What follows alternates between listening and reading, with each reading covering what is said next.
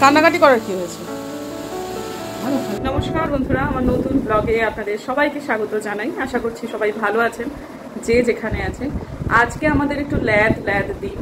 আজকে কেমন যেন একটা খুব আলস্য একটা ব্যাপার। সকালবেলাতে উঠে মা তো মার পুজো করা, জলখাবার খাওয়া হয়ে গেছে, মিনামাসি এখন রান্নাবান্না সব করছে। তো আমি একটু এসিটা চালিয়েছিলাম। আজকে না ভীষণ গরম, ভীষণ। এই যে বাইরে বেরোলাম ঘরটা থেকে, একেবারে মনে হচ্ছে না আগুনের গোলায় ঢুকলাম। যেরকম রোদ, এখন এই মুহূর্তে দাঁড়িয়ে রোদটা একটু কম। তো কালকের দিনের ব্লগটা এতক্ষণ ধরে এডিট করার চেষ্টা করছিলাম, চেষ্টা করছিলাম, কারণ প্রায় 1 ঘন্টার বেশি হয়ে গেছে ব্লগটা। সেটা এডিটিংয়ে এক হাতে হবে না, সেটাকে এডিট করা, সেটাকে ওই 24 মিনিটের শেষ পর্যন্ত শেষটুকু আনতে পারলাম, তার কমে আর পারলাম না। আর একটু বেশি রাখলে হতো, কিন্তু ডেইলি ব্লগ এক একদিন হতেই পারে একটু বেশি, কিন্তু ভালো লাগছিল আর কি। ব্লগটা এডিট করতে গিয়েও মাকে দেখে এত ভালো লাগছিল না, যে এত সুন্দর একটা অনুষ্ঠান কালকে হলো অঞ্জনের জন্য, এত ভালো একটা দিন আমরা দেখতে পেলাম, সত্যি কথা। তো আমাদের একটা পাহাড়ে ঘুরতে যাওয়া, মাকে নিয়ে টুকুরকে নিয়ে একটা পরিকল্পনা হচ্ছে। টুকুরের রেজাল্ট হওয়ার আগে থেকেই আর কি আমরা ঠিক করে রেখেছিলাম, এত তাড়াতাড়ি যে হবে এটা মাকে নিয়ে যাওয়াটাই একটা পরিকল্পনা। কিন্তু যেহেতু রেজাল্টটা বেরিয়ে গেল, সেহেতু মা বলেছিল, মাকে আমি বলেছিলাম যেন তেন প্রকার রেজাল্টের আগে কিন্তু বাড়ি যাওয়া যাবে না। তুমি পরীক্ষার সময় থাকুনি, আমি বারবার বলেছিলাম পরীক্ষার কটা দিন এসে থাকুনি, কিন্তু রেজাল্টের সময় কিন্তু থাকতে হবে। তা মাঝখানে সিবিএসই বলেছিল 20 তারিখের ওদিকে রেজাল্ট হবে। তো ঠিক আছে, কিন্তু এখন যেই রেজাল্টটা বেরিয়ে গেছে মার এখন দিনটা যাওয়ার তাল উঠে গেছে। আমি বললাম না, এখন কয়েকটা দিন থাকো। আমি চাইছি 1 মাস রাখতে। 11 মাস তুমি নিজের সাথে নিজে যুদ্ধ করো, 1 মাস মেয়ের বাড়িতে থেকে একটু বিশ্রাম করে যাও।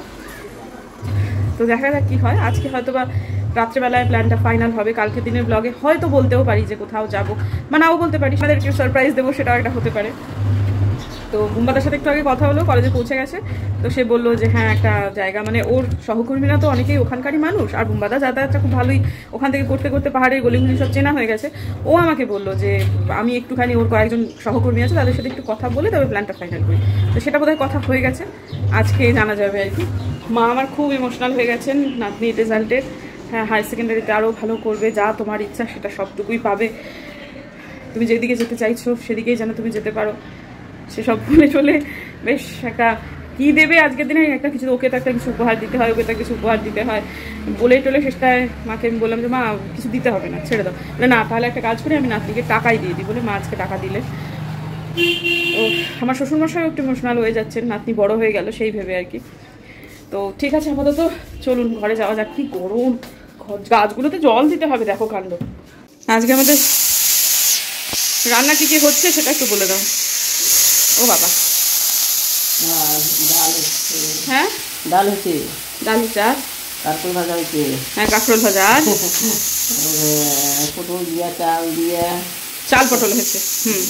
চাল পটল, তারপরে হচ্ছে আলু পোস্ত, আলু ঝিঙে পোস্ত। হ্যাঁ, তাই না? গরমে এই ঠিক আছে, যা গরম পড়েছে, খাওয়াও চাপ, আর যে রান্না করছে তারও কঠিন ব্যাপার। আর ওপরে শুধুমাত্র আমি নিরামিষটা হচ্ছে, আর নিচে আমিষটা হচ্ছে। আলপনা দি না মাঝে মাঝে ভুলে যায় যে কোথায় কি কথা বলতে হয়। এখন যেমন ও টুপুরের সাথে এবং আমার সাথে রাজনীতির আলোচনা করতে এসছে। টুপুর তো এইসব ব্যাপারে একেবারেই আগ্রহী নয়, কিন্তু ও টুপুরকে ইনভলভ করবেই। আর কিন্তু টুপুর খুব একটা কথা তো এরকম কাটে না, ও নিজের কাজটা করে যাচ্ছে। কিন্তু আলপনা দি বুঝতেই চাইছে না যে টুপুরের অন্নপূর্ণা ভাণ্ডার এবং লক্ষ্মীর ভাণ্ডার নিয়ে সে অর্থে খুব একটা আগ্রহ নেই। কিন্তু ওই যে আবারও বলছি যে আলপনাদি চাইছে যে টুপু সেটা শুনুক এবং মতামত দিক। টুপুরের যে মতামত নেই তা না, কিন্তু এখনও এই সমস্ত ব্যাপারগুলো নিয়ে কথা বলতে খুব আগ্রহী নয়। তো আলপনাদি ভোট আসলে নেতাদের কীরকম অ্যাটিটিউড হয়, তারপর ভোট চলে গেলে তারপর তাদের কীরকম পরিবর্তন হয়, এই সমস্ত নিয়ে আলোচনা হচ্ছে।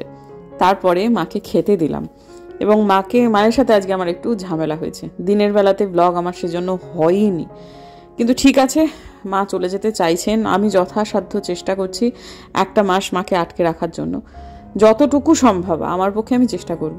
পরিস্থিতি আর আগের মতো নেই, সেটাই আসল কথা, যে আটকে রাখার জন্য এতটা ব্যগ্রতা আমার আগের বারের তুলনাতেও বেশি। তো যাই হোক, মা আমাকে ডাকলেন একটা জায়গাতে, মানে উত্তরবঙ্গ সংবাদের শিলিগুড়ি এডিশনে জনমত বিভাগে একটা লেখা বেরিয়েছে, সেটা পড়ানোর জন্য।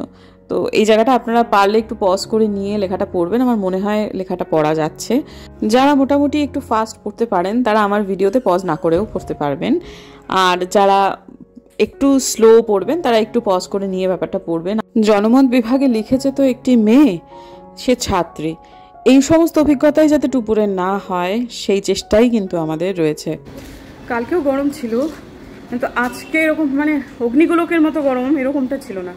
আজকে ভীষণ অতিরিক্ত মাত্রায় গরম, এতটাই যে টুপুর ট্যাব হাতে পড়ছে, কিছুক্ষণের মধ্যে ট্যাবটাকে হাত থেকে রেখে দিতে হচ্ছে, এত গরম হয়ে যাচ্ছে সব কিছু আজকাল। ওই মানে যেখানে শীততাপ নিয়ন্ত্রিত যন্ত্র নেই সেই ঘরে কোনো গ্যাজেট আজকে মানে বেশিক্ষণ ব্যবহার করা যাচ্ছে না, টানা একটানা।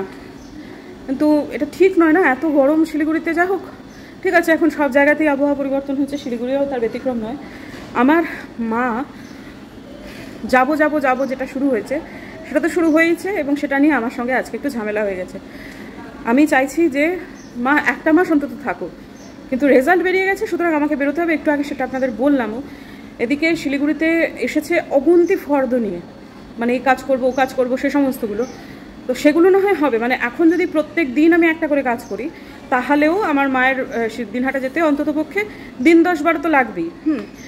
তো সেগুলো ঠিক আছে, না হয় হবে। কিছু কিছু কাজ আছে দুপুরবেলাতে, এত গরমে আমার পক্ষে দুপুরবেলায় বেরোনো মুশকিল। আর ওই মাইগ্রেনের ব্যাপারটা যেহেতু আছে, তো সেটাও বুঝতে চাইছেন না। তো শেষটায় আমি আজকে একটু রাগারাগি করে ফেললাম মায়ের সাথে যে এরকম করো না, তোমার কিন্তু এখন দিনহাটায়। আর আমি এটা ঘটনা, নিজের বাড়ি নিজের ঘর, এসব আমি মানছি, যুক্তিটা আমি সবই বুঝতে পারছি, কিন্তু কি হয়েছে এখন না বৃত্তটা আরও ছোট হয়ে গেছে। মা কেবলমাত্র স্বচ্ছন্দ হচ্ছে ওই নিজের বাড়িটুকুতেই। তারপরে বাড়ি থেকে বেরিয়ে মায়ের যে অ্যাক্টিভিটিগুলো সেগুলোতে মা ইদানিং এতটাই নড়বড়ে হয়ে গেছেন যে খুব মুশকিল। অন্যের উপর নির্ভর করেও বাড়ি থেকে যদি বেরোন, ব্যাপারটা না শুধু হেল্প করছে যে ব্যাপারটা তার নয়, কিন্তু প্রচুর সহানুভূতিশীল হতে হবে, ধীরে ধীরে হাঁটা। শুধু তাই নয়, বেশ কিছু কথা না বুঝতে পারা, এই জিনিসগুলোতে যদি নিজের কেউ না হয় তাহলে কিন্তু ব্যাপারটা হ্যান্ডেল করা এখন যথেষ্ট কঠিন দাঁড়াচ্ছে। যত আগের বছরও মা এতটা দেখিনি, এবং এইটা এত দ্রুত অবনতির দিকে যাচ্ছে কারণ মা একা একা থাকেন, নিজের সমস্ত লড়াই একা লড়েন। সেই জন্য এটা যদি আমাদের কারোর সাথে একটা মা থাকতেন, এই যে বিশ্রাম, কেউ কলিং বেল বাজাচ্ছে না কাঁচা ঘুম ভাঙিয়ে দেওয়ার জন্য, হ্যাঁ, এই যে জিনিসগুলো ছোট ছোট ছোট ছোট অনেক জিনিস, সেসবগুলো তো মানতে হবে, হ্যাঁ, কিন্তু মা কিছুতেই থাকবেন না, কিছুতেই না। এখন আমি সব বুঝতে পারছি, জীবনী সত্যি, হ্যাঁ, যতই যা হোক না কেন, মানসিক একটা ব্যাপার ওই বাড়িতে গেলে মার তুঙ্গ হয় বটে, কিন্তু শারীরিকভাবে মা কিন্তু আর সক্ষম নেই, এবং নেই একা একা থাকার জন্য। আমি এখন জানি না যে আমি কোন দিক কীভাবে ব্যালেন্স করব। আমার টুপুরটা যদি 12টা হয়ে যেত এবং ও যদি শহরের বাইরে চলে যেত পড়াশোনার জন্য, তাহলে আমি কিন্তু নির্দ্বিধায় দিনহাটায় গিয়ে থাকতাম আমার মায়ের কাছে। কিন্তু এখন সেটাও তো আর হবে না। দেখি নিচে কেউ একটা এলেন সম্ভবত। আমাদের পারিবারিক বন্ধু অংশুমান এসেছে। অংশুমানের একটা অনুষ্ঠান আছে সম্ভবত শনিবার দিন শক্তি সোপান ক্লাবে, সেটা নিয়ে আমাদেরকে নেমন্তন্ন করতে। ছোট্ট অনুষ্ঠান, কিন্তু আমরা যাব হয়তো বা। বুম্বাদা তো যাবেই বলে দিল, তো আমিও যাব, চেষ্টা করব আর কি, যদি না মার সাথে কোনো রকম পরিকল্পনা হয়ে যায়। তো সে আমাদের নেমন্তন্ন করাটা তো জাস্ট 5 মিনিটের ব্যাপার, কিন্তু অনেকক্ষণ ধরে ওর সাথে আমাদের অন্য সমস্ত অনেক কিছু নিয়ে গল্প টল্প হলো। ও আসলে আমাদের খুব ভালো লাগে। হয়তোবা অংশুমানকে অনেকেই শিলিগুড়িবাসীরা চেনেন। অংশুমান পাল শিলিগুড়ি বেশ প্রমিনেন্ট একজন শিক্ষাবিদ, শিলিগুড়ি তথা উত্তরবঙ্গের খুব প্রমিনেন্ট একজন সংস্কৃতি কর্মী। ও খুব নতুন নতুন আইডিয়া নিয়ে কাজ করে, গতানুগতিকতা ওর অনুষ্ঠানেতে থাকেই না, যার ফলে ও যখন কোনো অনুষ্ঠান করে আমাদের দেখতে যাওয়ার ইচ্ছাটা প্রচণ্ড পরিমাণে থাকে। আজকে শিলিগুড়িতে এত গরম, আমার ব্লগ জুড়ে শুধু গরম আর গরম, কিছু করতেও ভালো লাগছে না, ব্লগ করতেও ভালো লাগছে না, কিন্তু তার মধ্যেও জিমে যেতেই হবে। সুতরাং প্রস্তুতি, চলুন শুরু করি। আর কি করা যাবে, জিমের ভেতরে যেহেতু এসি আছে, ঢুকে পড়লে কিন্তু আর কিছু মনে হয় না। এর থেকে যে এখনও নিজেকে ক্রমাগত আমাকে পুশ করতে হয় বাড়ি থেকে বার করতে গেলে, নিজেকে ঠেলে বার করতে গেলে। বড্ড গরম আজকে, ভীষণ। আজকের গরমের গতিক দেখে আমার মাতৃদেবী বিকেলবেলায় ওই অংশুমান যাওয়ার পরে আর কি মা বললেন যে আর আমি বেরোবো না, আজকে মায়ের সাথে আমার একটু বেরোনোর কথা ছিল। আমি দিনের বেলাতে তো একদম মায়ের সঙ্গে ঝগড়াঝাটি করে ব্লগ তো করিনি, মেজাজ খারাপ ছিল। তারপরেতে ভেবেছিলাম সন্ধ্যেবেলা থেকে ব্লগটা একটু বেশি রাখবো আজকে, কারণ আজকে মার সাথে আমার একটু কয়েকটা জায়গায় যাওয়ার কথা আছে। নেকলেসটা অর্ডার দেওয়ার কথা ছিল, তারপরেতে আমার একটা পলার রিং প্রাপ্তি হওয়ার কথা ছিল, আরও কিছু টুকটাক কেনাকাটি মা আজকে করবেন বলেছিলেন। সত্যি কথা বলতে কি, মা করবেন মানে কি, মা এবারে পুজোতে সবাইকে যাদের মাকে দেওয়ার কথা দিতে হবে, সমস্তটাই আজকে কেনাকাটি করার কথা ছিল। কিন্তু এত গরম জন্য মা মোটেই যেতে চাইলেন না, বললেন তুই সব কিছু অ্যামাজনে অর্ডার দিয়ে দে, কাপড় জামা যেগুলো। আমি আর মা মিলে বসে বসে প্রায় 45 মিনিট ধরে দুটো শাড়ি, শার্ট টি শার্ট মিলিয়ে 4টে এ সমস্ত কিছু অর্ডার করে ফেললাম। তো যাই হোক, সেটা মা বলছেন যে দেখ, মানে মা না এই অনলাইনে ব্যাপারটা তো সরগরম নয় যে ওমা এই জিনিসটার দাম, মানে আমি একদম হুবহু এই জিনিসটা দিনহাটার একটা বাজারে দেখেছি এত টাকা, অনলাইনে এত কম। আমি বারবার মাকে আমি বলেছি অনলাইনে কেন, অনেক কম পড়বে, অনেক সস্তা পড়বে। তো আজকে বসে দেখে একদম মা মানে খুব খুশি। এর আগেও কিন্তু অনলাইনে বহু কেনাকাটাই হয়েছে, কিন্তু আমি না মাকে এরকমভাবে একদম বালিশের দুটো বালিশ ঘেঁষাঘেঁষি করে নিয়ে এই যে দেখো এই দেখো এই দেখো এই দেখো করে করে করিনি। তো আজকে সেটা হওয়াতে মা খুব খুশি হয়েছে। আর দুটো শাড়ি অর্ডার দেওয়া হয়েছে, একটা সোনাদির জন্য আর একটা মমিনাদির জন্য, এত সুন্দর এত সুন্দর। তো আসলে নিশ্চয়ই দেখাবো। তো সেই সমস্ত ডেলিভারিগুলো দেবে হচ্ছে 23 তারিখে। তার মানে 23 পর্যন্ত মাকে যা হোক তা হোক করে আটকে আমি রাখতে পারবো। তো এইবারেতে মা আমাকে তো আমাদের এখনো পর্যন্ত নববর্ষে কিছু, মানে পয়লা বৈশাখে বাংলা নববর্ষে তেমন কিছু দেননি। সে প্রত্যেক দিন একবার করে আমাকে গোদা মারছে, যাবি না, কিনবি না, যাবি না, কিনবি না। তো আমি বললাম চলো না মা, আজকে ওইগুলো অর্ডার দিয়ে নিই, আমি বুম্বাদার একটা টি শার্ট দেবো। না, ওইটা আমি তোকে দোকান থেকেই কিনে দেবো। কালকে যখন ওই তাঁতের শাড়িগুলো বার করছি, তখন বলছি তোকে এবার আমি একটা তাঁতের শাড়ি কিনে দেবো, তুই অনেকদিন তাঁতের শাড়ি কিনিস না, পরিস না। কালকে যখন পরে বেরোচ্ছি, মা বারবার করে, মানে এই এখান থেকে নিচে পর্যন্ত যাওয়ার বারবার করে বলছে কি ভালো লাগছে তোকে, শাড়িগুলো কেন পরিস না, কি ভালো লাগছে তোকে। তো এবার মা যখন মানে সিদ্ধান্ত নিয়েছেন যে আমাকে একটা সেই আগের সময়ের মতো একটা তাঁতের শাড়ি কিনে দেবে, তো ঠিক আছে কিনবো। কিন্তু যখন আমার বিয়ে হয়েছিল, বা আমি যেগুলো ওই বিয়ে বউ হাতে পাওয়া শাড়ি, তো যেগুলো সমস্ত কিছু পরেছিলাম, তখন যা দাম ছিল, এখন তো তাঁতের শাড়ির দাম অনেক বেড়ে গেছে। তো মা বলছে হোক বাড়ুক, তোকে আমি তাঁতের শাড়ি দেবো। কিন্তু সেটা মা কিনবেন হচ্ছে দোকান থেকে। আর তাঁতের শাড়ি আমি দেখলাম অনলাইনে কেনার থেকে হাতে করে কিনে দোকান থেকে কেনাই ভালো, আমার মনে হলো। অবশ্য জানি না আজকাল এত অনেক কিছু বেরিয়েছে, সব কিছু এরকমভাবে বলা উচিত না, তবে হ্যাঁ সব কিছু অনলাইনে কিনলে দোকানগুলোই বা কী করে ব্যবসা করবে, তাই না? তো সেজন্য একবার একটু বাজার যেতেই হবে। তবে বেশিরভাগ কেনাকাটাটাই আমাদের যেহেতু অনলাইনেতে হয়ে গেল, এত আগে কেনাকাটা এই জন্য পুজোর, এগুলো তো মাকে দিনহাটায় গিয়ে করতেই হবে। আমি শিলিগুড়িতে মাকে পুজোর আগে আর আনতে পারবো না, মা আসবেন না। সুতরাং কেনাকাটাগুলো এখান থেকেই করুক, সেটাই ভালো। কারণ ওখানে কারো না কারোর ওপর নির্ভর করে যেতে হবে, সে এক অনেক ব্যাপার।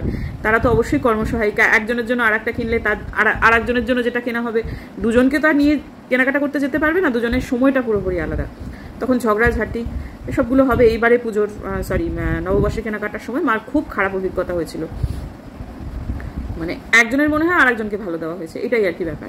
সেই জন্য এইবার এগুলো একদম এত আগে থেকে হলেও সেটা কিনে নিয়ে যাওয়াই হোক, আর সেটা ওখানে গিয়ে মা সবাইকে যথাসময় হাতে হাতে দিয়ে দেবে, এখন কাউকে দেখাবেও না। কিন্তু আমি ব্লগে দেখিয়ে দেবো, তাতে যদি ওরা কেউ একটা দেখে নেয় তো নেবে, কিন্তু আমি আপনাদেরকে দেখাবো যে মা কি দিলেন। সমস্ত কিছু আসুক 23 তারিখে, তারপর নিজেকে পুশ করতে করতে চেষ্টা বার করছি, কাপটা নিয়ে যেতে হবে। আচ্ছা, যে কথা বললাম কর্মসহায়িকা, দুজন শাড়ি, সেটা নিয়েই কিন্তু এই কথাগুলো হলো যে শার্টগুলো কেনা হয়েছে, তারা কিন্তু কেবলমাত্র মাকে দিনহাটায় থাকার জন্য সাহায্য করেন।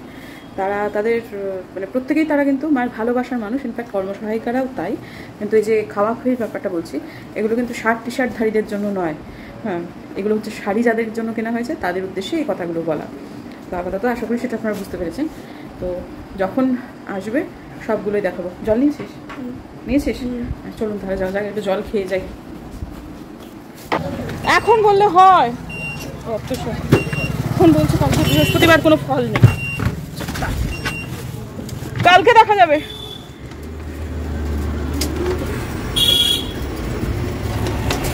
বেরিয়ে তো গেলাম মাকে ওরকম করে বলতে বলতে, কিন্তু মনটা খারাপ হয়ে গেল। বুড়ো মানুষ চাইছেন একটু ফল দেখি, জিম করার পর যদি সুভাষপল্লী বাজার থেকে একটু ফল কিনে নিয়ে তবে বাড়ি যাওয়া যায়।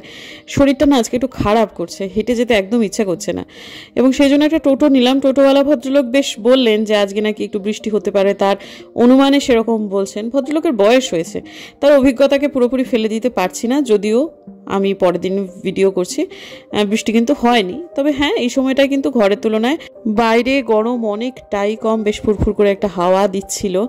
আর জিমেতে আজকে আমি কয়েকদিন থেকেই ওনারকে ধরবার চেষ্টা করছি, মানে ভদ্রলোককে পাচ্ছি না। উনি আসলে নির্দিষ্ট একটা সময়ে আসেন, সেই সময়টা আমার টাইমের সাথে ম্যাচ করছিল না। আজকে কিন্তু আমি ওনারকে পেয়েছি, এবং ভদ্রলোকের সাথে আমার কিছু যেটা অনুযোগ ছিল সেটা নিয়ে কথা বলেছি।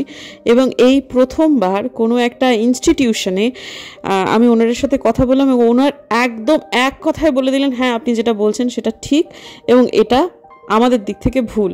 মানে এত স্ট্রেট ব্যাটে খেলা একজন ভদ্রলোক সেটা আমি এর আগে কোনো দিন দেখিনি। আমার অভিজ্ঞতা এটা ছিল যে সবসময় যিনি ওনার তিনি তার ইনস্টিটিউশনের কর্মচারীদের একটু হাইড করার চেষ্টা করেন, তারপরে তিনি কাস্টমারের সামনে ভুলটাকে ভুল বলে মানেন না, কিন্তু তার পরবর্তীকালে হয়তো বা সেটা নিয়ে তারা কাজ করেন। কিন্তু না, আজকের এই ভদ্রলোকের এই অ্যাটিটিউডটা আমার খুব ভালো লেগেছে। তিনি সত্যি আমার কথাকে একেবারে সঙ্গে সঙ্গে অ্যাকশন নেওয়া যেটাকে বলে সেটাই হয়েছে। তো যাই হোক, আজকে আমি জিমের ভিডিও কিন্তু আপনাদের সাথে শেয়ার করছি, যদিও আমি বলেছিলাম যে আমি শেয়ার করব না, কিন্তু আজকে আমি করছি কারণ আমি এটা নিজের জন্যও কিছুটা ধারণ করেছিলাম এবং মনে হলো যে আজকে আমি ভিডিওতে সেটা দিতেই পারি।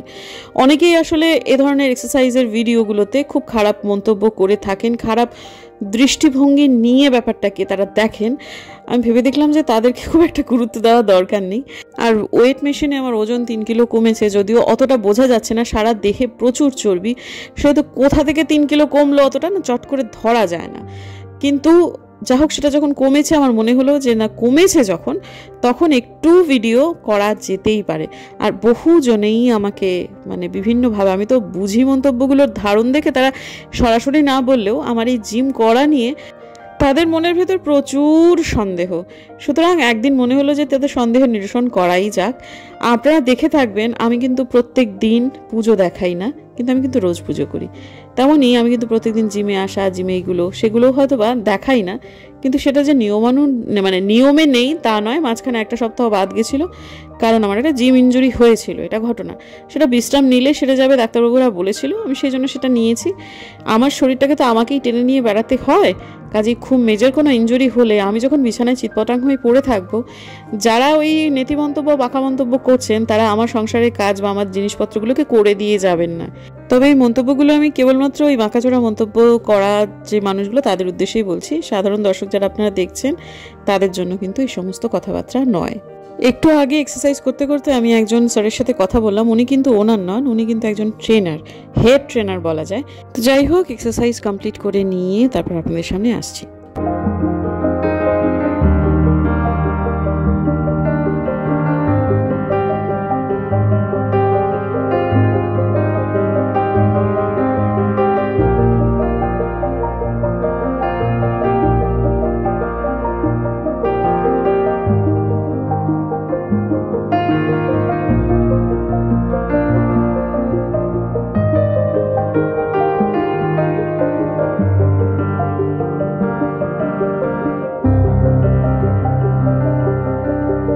যেটুকু দেখালাম কেবলমাত্র সেইটুকুই করেছি তা নয়, ফ্রি হ্যান্ড অনেক কিছুই হয়েছে। এছাড়াও আরও বেশ কয়েকটা ব্যায়াম রয়েছে যেগুলো কিন্তু আমি মোবাইলটা সে সময়টা কোথায় স্ট্যান্ড করবো বুঝতে পারছিলাম না, আমি ট্রাইপড নিয়ে যাইনি।